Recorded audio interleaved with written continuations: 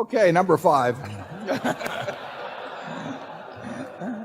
Good afternoon. Mike Envine from Chelmsford, Massachusetts. I noticed in the annual report that you took a charge off for Dexter and put under the management of H.H. Brown.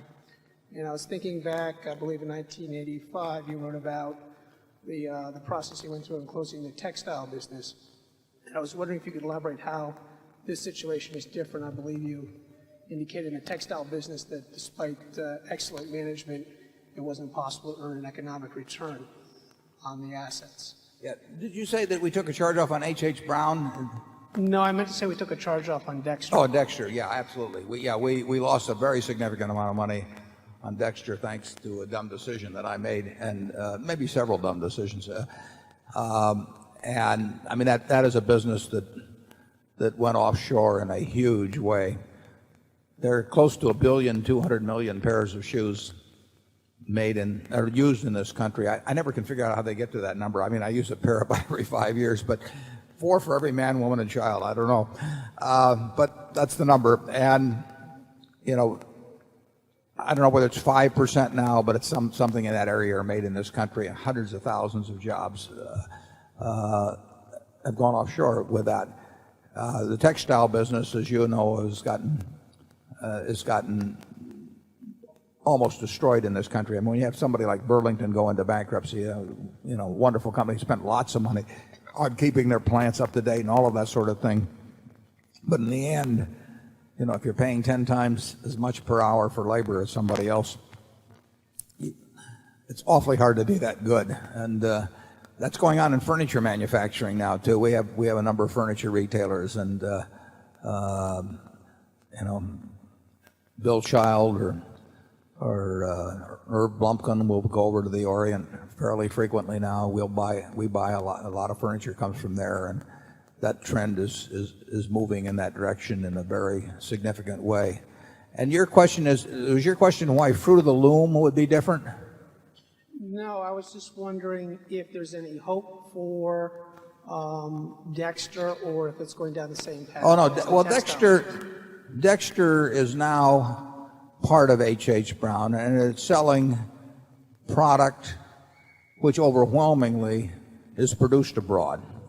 And H.H. Brown sells a very significant amount of product that's produced outside the United States, although they still produce a lot of product in the United States. But no, the Dexter, we will have a significant shoe business. Shoe business, we had some contracts on the books from Dexter that were unprofitable, and they will run for another quarter. But we made a fair amount of money in the shoe business in the first quarter. Justin made money. I think our shoe business will be okay. It won't be a bonanza over time, but I think our shoe business, we've got very good management in there. We've got good management at H.H. Brown. We've got good management at Justin.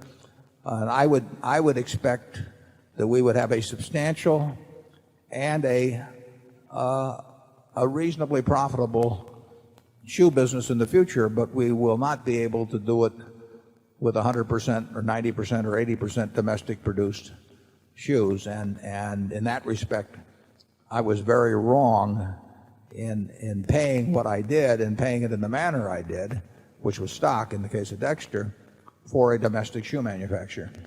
Charlie?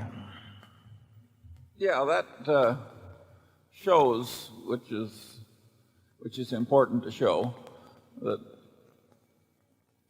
no matter how hard you work at having systems for avoiding error and practices of trying to stay within your circle of competency, et cetera, you still make mistakes. And I think I can confidently promise that it won't be our last mistake. Yeah, here's our blue chip stamps. But you might think about this a bit too. We had a lot of workers up in Dexter, Maine, and we've had a lot of workers at some of the H.H. Brown plants, and we take a little hit financially, and we make it up by some trading strategy in government bonds or something like that requires no effort and not really too much brain power. And when you think of the consequences to the people that have spent a lifetime learning one trade, and who live in those areas, and through no fault of their own, none. I mean, they've done a good job. They've done a great job working. They're productive, but in the end, their cost was 10 times or more, and they weren't getting paid that well, but they're 10 times what it could get done for elsewhere in the world. So we haven't really paid the price for that change in economic conditions. I mean, it's the people who work there, the people who work at Burlington or wherever, where the jobs disappear. And that's no argument for huge tariffs or anything of the sort.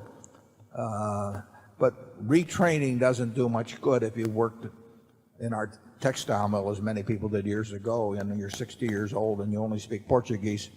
Or if you work in Dexter, Maine, and you're 58, I mean, retraining, it gets kind of meaningless. So we're the lucky ones, basically, in these situations. And it is tough when you know one trade, particularly if you live in a small town, not lots of other employment opportunities or things. So, we have a charge off, and they have a huge change in their lives, basically.